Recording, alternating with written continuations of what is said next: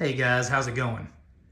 Today I'm going to talk a little bit about these two OLED televisions that I purchased from Best Buy, and I'm going to talk about a few little differences between them, and in the end I'm going to tell you which OLED television I decided to keep and which one I decided to return and why.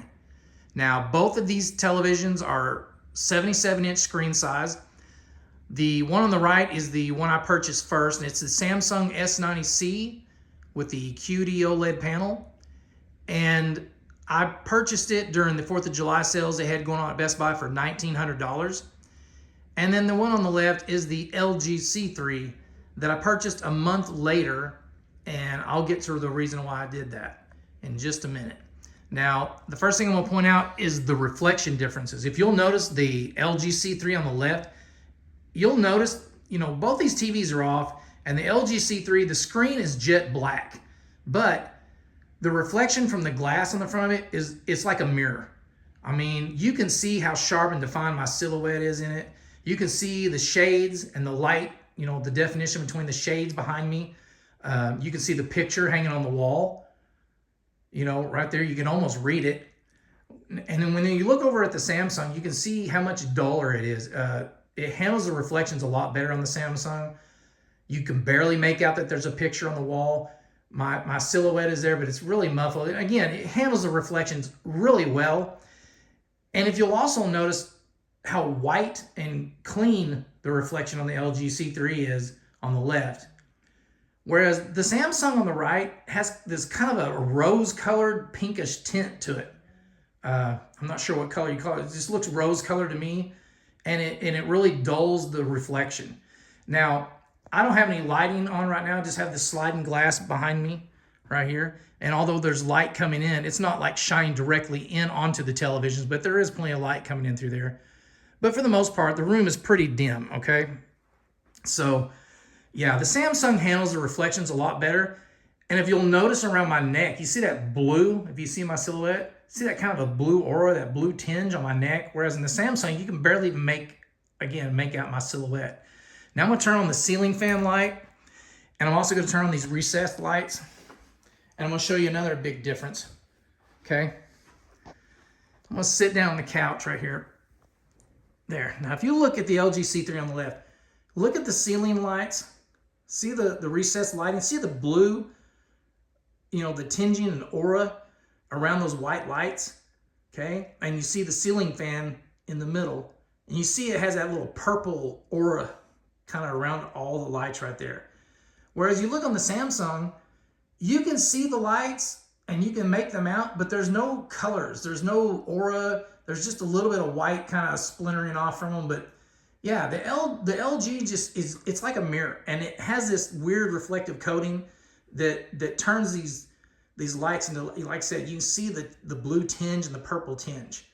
Now, it's not quite as noticeable when you're watching, any kind of content on TV, unless you're sitting down and you're watching a movie and the black bars at the top and the bottom of the screen, if you're sitting here and those lights are reflecting in those black bars, it's exactly what it looks like, only worse, because you still see the blue tinge and the purple tinge in it, and it really kind of stands out in those black bars, where again, in the Samsung, it reflects, but it doesn't give off any colors.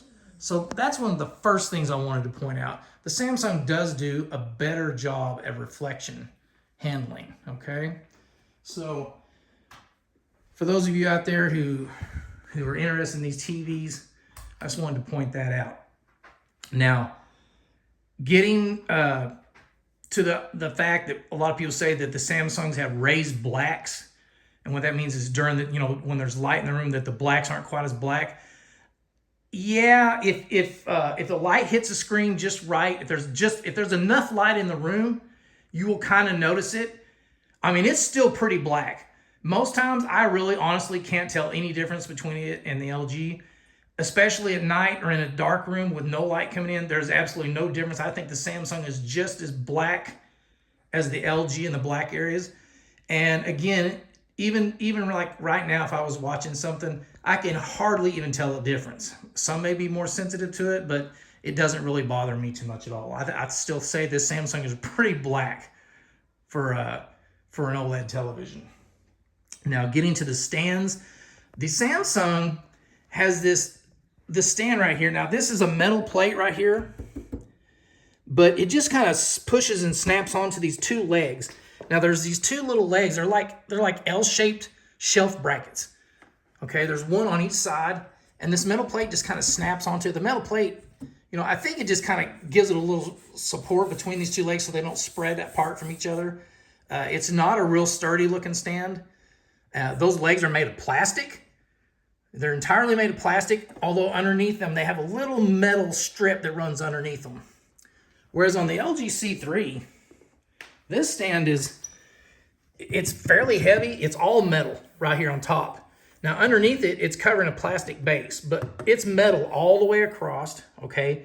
It's fairly heavy. It's a lot sturdier, a lot more solid build quality to this stand, although it does have a plastic base on the back that screws into the television. The actual footing on this stand is way more solid and way more stable looking to me. So I thought I'd point that out to you too.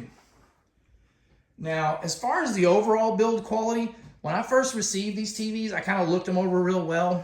I was really impressed. I didn't really see any real negatives with either TV. Both of these panels were really straight. You stand to the side and look at them, you know, there's a lot of complaints of how they get bent during shipping and stuff.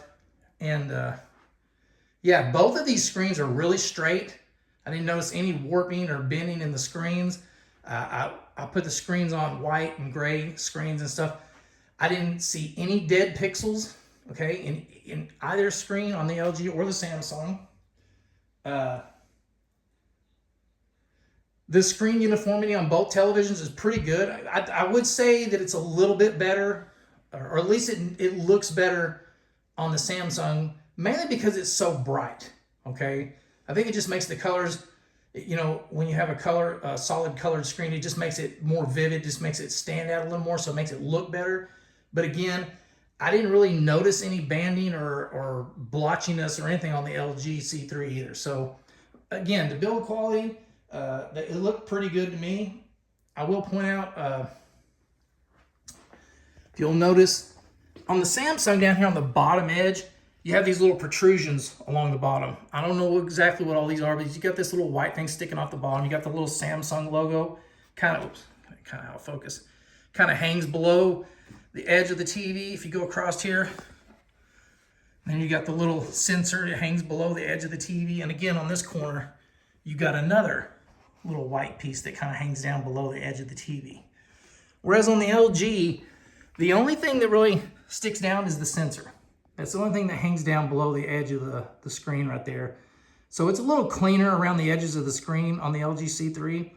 And that standby light, you can go into the menu and turn that off if you want to. I just leave it on so I know for sure the TV's off. But yeah, you can go into the menus and you can turn that off if you want, so it's not, you know, constantly lit and irritating if you don't like it. More about the build quality. I'm gonna have to move this TV over. Just let me roll this TV over just for a second so I can get behind it and show you.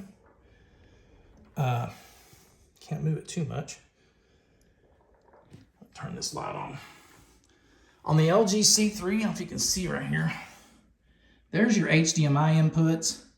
They're on the left-hand side, and they're facing directly to the left. I got the Fire Stick plugged in right here, but there's 4 HDMI ports, 2.1 ports, and they're all facing right here. All the ports are right here on the side, okay? So they are on the left side of the screen, whereas on the Samsung, they are on the right-hand side of the screen. I'm gonna go back there and I'm gonna show you something, but I'm gonna point out as far as the build quality, the quality control, I noticed when I looked at the ratings on YouTube, the ratings website, she had a Samsung, I can't remember if it was an S90C or an S90D, but she noticed that around the HDMI area, that when they put the HDMIs in, the plastic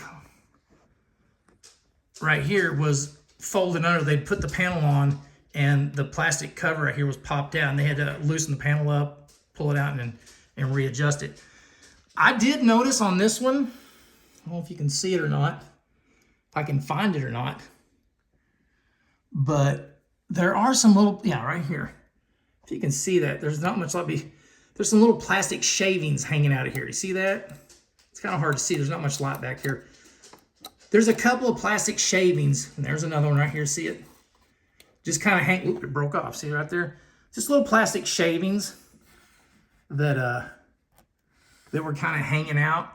It's not a big deal. I'm not sure, you know, it just didn't, you know, get trimmed off in the molding process or whatever. But I did notice that on this one. And a lot of people say, oh yeah, that's Samsung quality. They're horrible and this and that and blah, blah, blah. Well, if you go over to the LG, okay, again, if I can get back here or not, it's hard to see because like I said, I don't have much room, but if you'll notice back here behind the LG, if I can see it, if you can, oh my goodness, I'm gonna turn it up this way. You'll notice right here, it has this little, I don't know if it's a gasket material or what that is hanging out of there, but it's also around the HDMI, you know, in the input area. It's got like this little thread hanging out of here. I'm sure it's nothing. Looks like some kind of gasket material or something that's just hanging out there. So yeah, both the Samsung and the LG have some kind of little, you know, some kind of problem going on around the HDMI inputs and stuff. So yeah, that's about the only thing I found wrong with either screen or either television anyway. Everything else is really solid built. Again, the panels are really straight. Everything looked really good. So yeah, that's about the only thing I found as far as the build quality problem. That's about the only flaw I found. I will say that, squeeze out of here. I will say that the Samsung is noticeably a heavier television. Although they're both 77-inch TVs, the Samsung is noticeably heavier. It's like 20-something pounds heavier than the LG. And the LG, if you'll notice, some people complain that when they put their TVs on their stand, I don't know if you can really tell in this video, they said that their LGs kind of lean back just a little bit and they think there's a flaw, you know, in the stand or something. But actually, LG designs it that way. They put a little slight tilt on it, and it's supposed to help with, you know, with the reflections from the overhead lighting. But it kind of makes no sense to me because it seems to me that tilting it up towards the ceiling would make it reflect worse. But that's just me. I could be wrong, but that's just what I'm thinking. Now, I didn't try out the operating systems on either the Samsung or the LG. I'm not crazy about any of the built-in internal apps on any of these smart TVs. I'm using an Apple TV and a Fire Stick. Okay. There's all my remotes right there, which I'm going to get to in just a second. And so, yeah, I'm not going to get into talking about, you know, how well the operating systems work because I actually have no experience using them.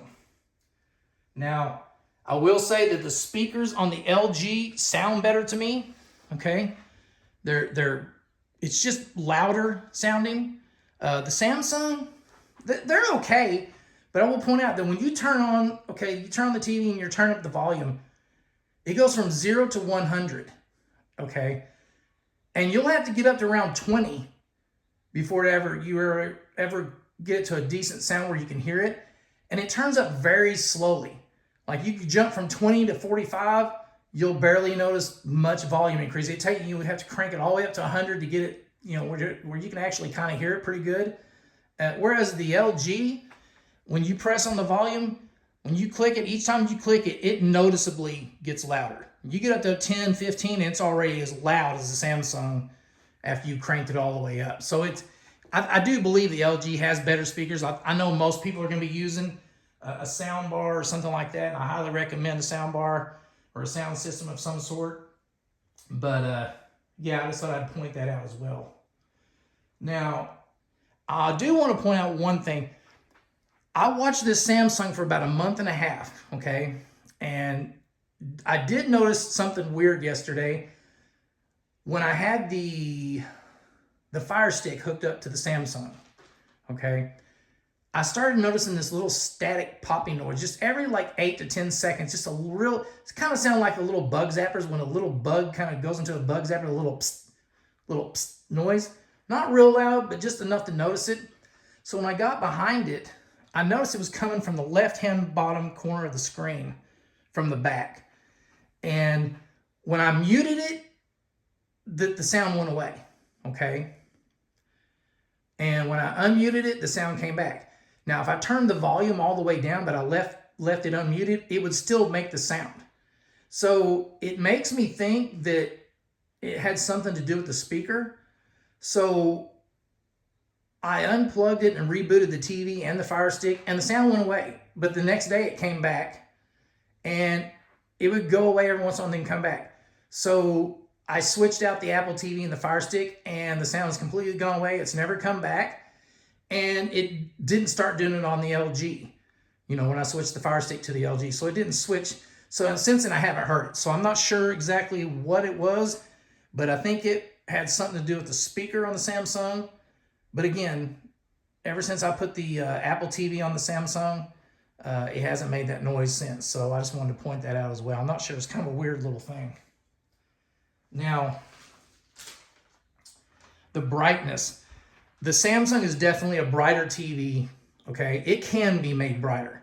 But I'm going to point out that when I watched most of these programs, let me turn this LG back towards me a little bit so you can see it.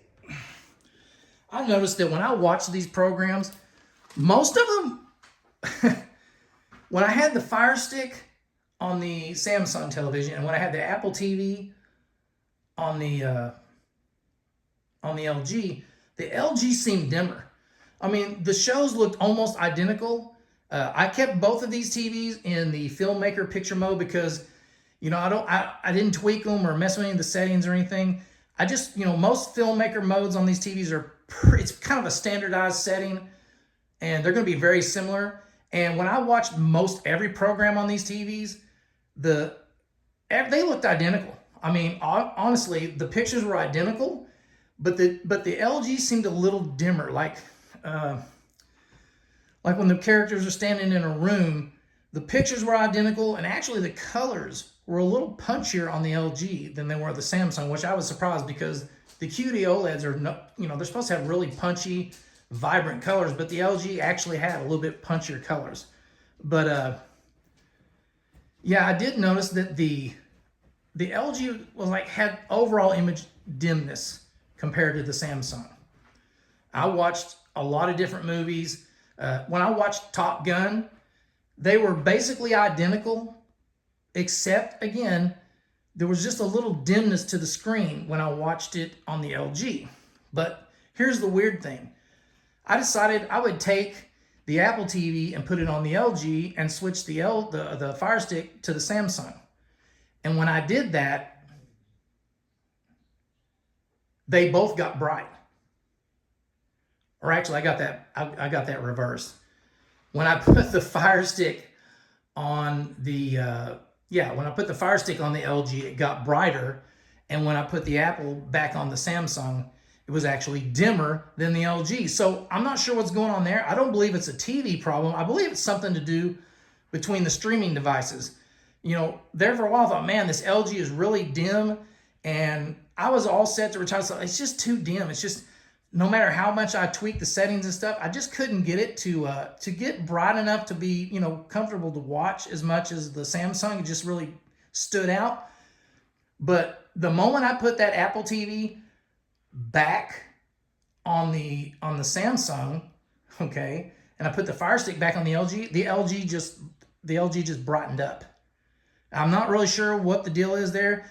I'm not sure if it's a setting on the Apple TV menu that I've got wrong or something, but it wasn't the TV at all. So I would say this LG C3 is going to be plenty bright for pretty much anybody who wants, who thinks it's not going to be bright enough. Because I'm going to tell you honestly, these pictures on these TVs, when you're watching streaming content from Max or Disney or something, they're identical. They looked absolutely identical. I honestly didn't even notice any upscaling difference. The only thing I did notice, and this comes to the point to where I kind of, why I'm returning one of these TVs, is the Samsung motion was a little weird. Samsung, in the motion clarity settings, it has, you can either leave it in auto, or you can put it in the user setting where you can adjust the judder, de-judder, and de-blur settings from 1 to 10.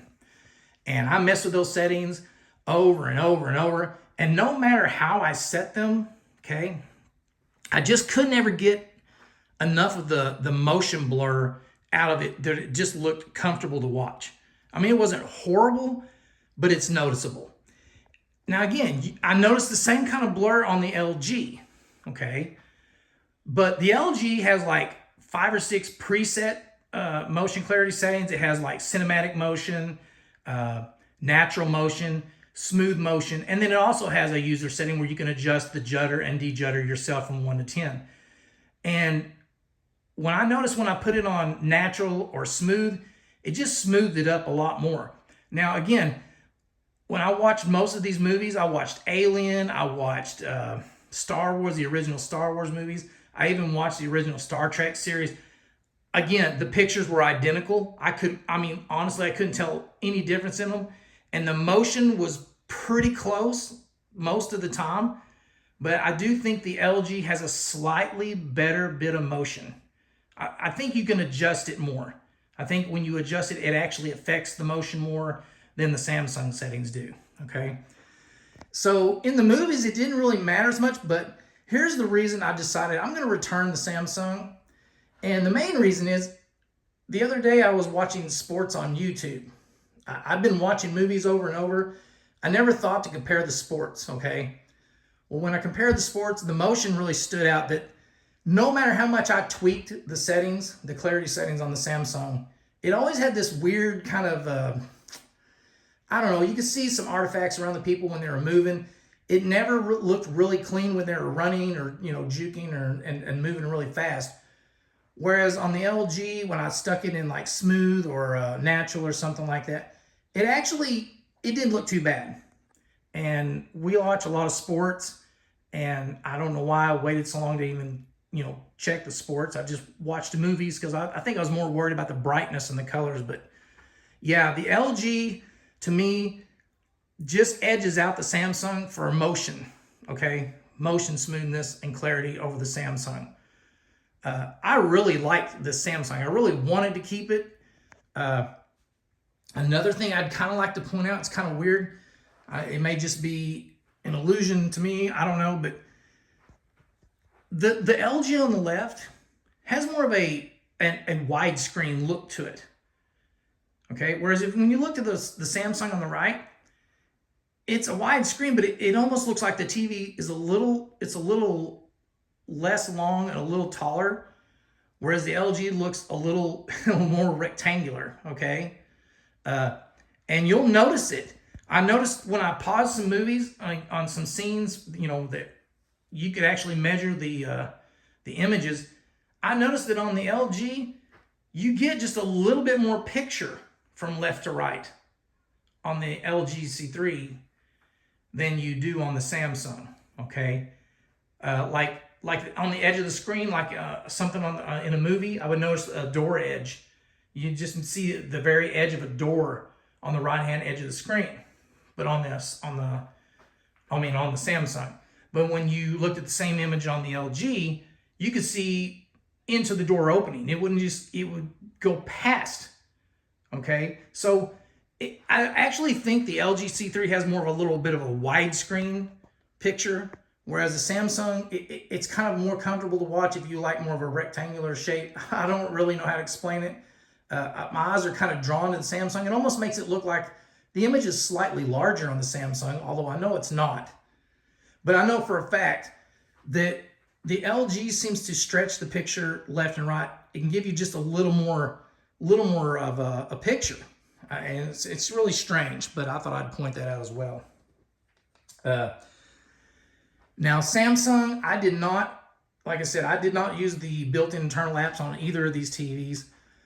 I did not connect the Samsung to the internet because Samsung has been known to nerf their TVs with software updates, and I guarantee you it's true because My last television was a Samsung, and they did just that. I had that TV for 10 years, and after the first few updates, it really improved. The upscaling, the clarity, the sharpness of the picture got really good.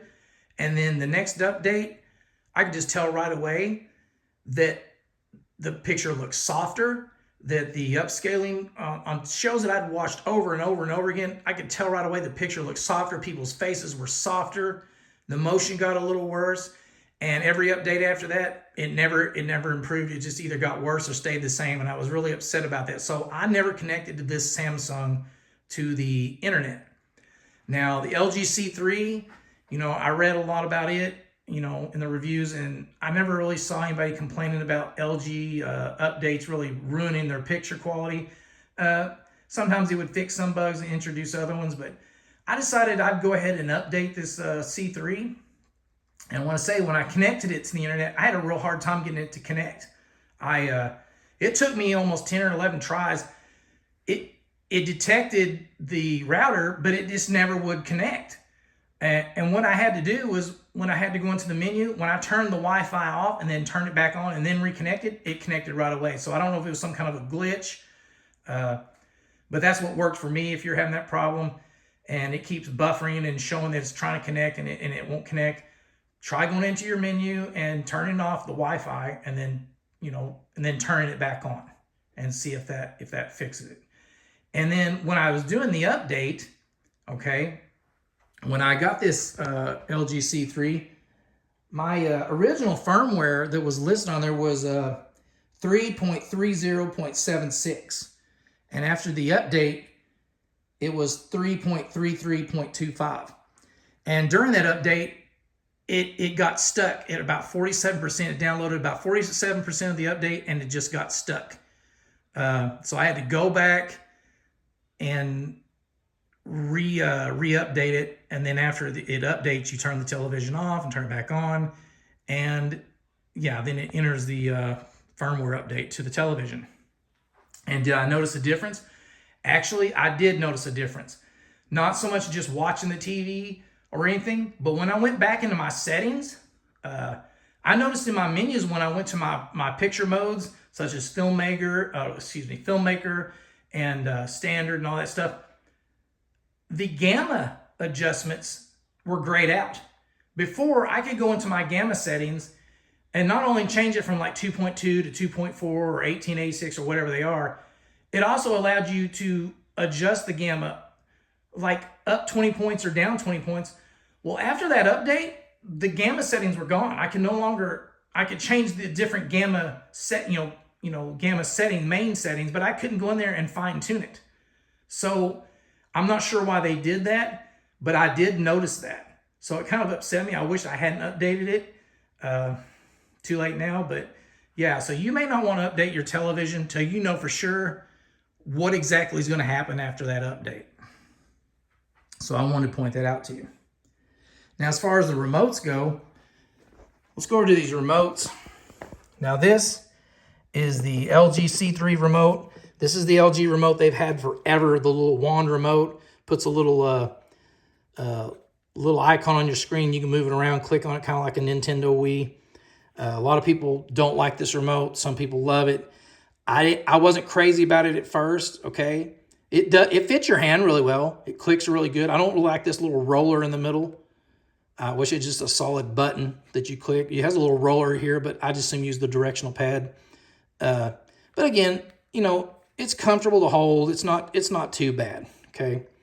Whereas the Samsung remote is this tiny little thin, you can barely hold on to it. It's really thin, really kind of slick, kind of like the Apple remote. If you set it down here again, here's the Fire Stick remote, here's the Apple TV remote, and here's the Samsung S90C remote. And it's actually thinner and lighter than the Apple TV remote, and it's plastic. And it's a solar powered remote. You lay this up with the light shining on it, and it will charge it for you, okay? Which is kind of neat. But I want to point out something for those of you out there who, your old TV went out, like my old Samsung television went out. Here's my old Samsung remote. This huge remote right here, compared to the LG. It's even bigger. What I want to point out, These new remotes, like this Samsung remote, it doesn't have all the buttons and the shortcuts on it like the old remotes do. You have to go, if you want to change anything on your menus or anything, the Samsung is kind of a hassle. You have to go back to your home, go down to your settings, click on your settings. If you want to change HDMI inputs, then you got to click all the way over to which HDMI input you want to go to and click it. If you want to go to your e-manual to see how your TV works, you have to go in your menu, then go down, click all the way over to go into another menu, go down, highlight e-manual, and click on it, okay? Well, what's nice about these old remotes is this remote works with my Samsung TV. This remote is 10 years old, but all these features and buttons operate this TV. So if you have an older Samsung or whatever brand TV you got, don't throw out your old remote, because this remote makes it much easier to navigate the menus on this. If I want to change my HDMI inputs, I just go right here and hit the source button, and on the screen it just changes my inputs. I don't have to go to a menu, go to another menu, and scroll over. This one actually has a light button, so I can light up the buttons. You press it twice, and you can't really see it, but it illuminates. There you go. It kind of illuminates the buttons. Like I said, if you want to go to the e-manual, if you'll notice right here, if it focuses right here where my thumb is, you can just press e-manual, and guess what? The manual pops up on the screen. You don't have to go through 3 or 4 different menus and locate it and find it. You just press the e-manual, and there it is. Yeah, the menu button, you press the menu button. The volume works with this TV. Everything works on this television. Any feature that this television has that's on this remote works. So don't throw out your old remotes. Keep your old remotes. I've used this on this TV since I got it. I don't even use this little remote. And I'm going to point out another little weird thing about this remote.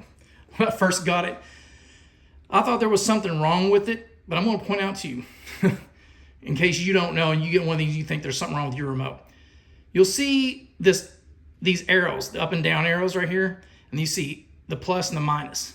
Well, you think this is your volume, and you think this is your channels. Well, it is and it isn't.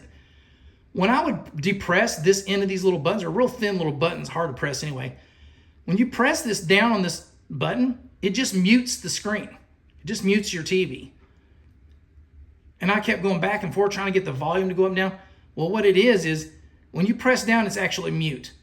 What you do is you have to put your thumb under it and actually push up for volume up and pull down on the top edge of the button to get the volume to where it was really weird. I've never had a remote that did that, so I thought I'd point that out to you. But yeah, you have to put your thumb under it and actually push up and pull down to get the volume to work. And then when you press down on it, it actually mutes. So yeah, it's a really weird design. It doesn't have any shortcut buttons like the old remotes. Yeah, I don't really like it. It doesn't feel very durable. It's really hard, really hard to hold on to. It's really slick, really thin. Feels really cheaply made. So again, I highly recommend you hang on to that old ugly remote. You may not like the size or anything, but trust me, you're going to appreciate it once you start navigating your menus and stuff. This is going to make it so much easier. And if you don't have an old remote from an old Samsung TV, you get an S90C or S90C, I believe you can go on to Amazon and you can order these Samsung remotes. I'm not sure how much they are, but again, it's going to make messing with your menus and adjusting your settings and stuff so much easier, because yeah, so much easier than trying to use this little remote that comes with your TV. So yeah, I decided I'm going to return the Samsung just because it seems like I can get the motion a little better on the LG on football and sports and stuff. But aside from that, the upscaling looks pretty much identical to me. There are some scenes, anytime you have a bright daytime scene, it's a little brighter on the Samsung. But honestly, that could have been just the difference between my Fire Stick or my Apple TV being hooked up to whichever TV I had it on. So I just wanted to point these things out to you. If you have a Fire Stick or an Apple TV, say you get an LG C3 and you think, man, this thing's dim. You got an Apple TV, hook up a Fire Stick to it. See if it changes the picture. See if it gets brighter. Because it definitely made a difference on mine. I'm not sure, like again, if I have a defective Apple TV box or a streaming box or what, but I'm going to have to look more into that. But I thought I'd point that out as well. I'm sorry this video went so long, guys. But I just wanted to point all these things out to you so it'll help you make up your mind. I know these are 2023 model TVs, but honestly, the 2024 models, I don't think they're going to be much different, especially in the Samsung. They're pretty much the same.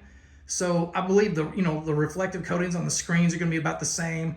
I don't think there's going to be much difference between these and the 2024 models as far as the things I'm talking about. So yeah, I hope you liked the video, guys. I'm sorry it took so long. I'm glad you stayed with me to the end. I hope you liked it. If you did, give me a thumbs up.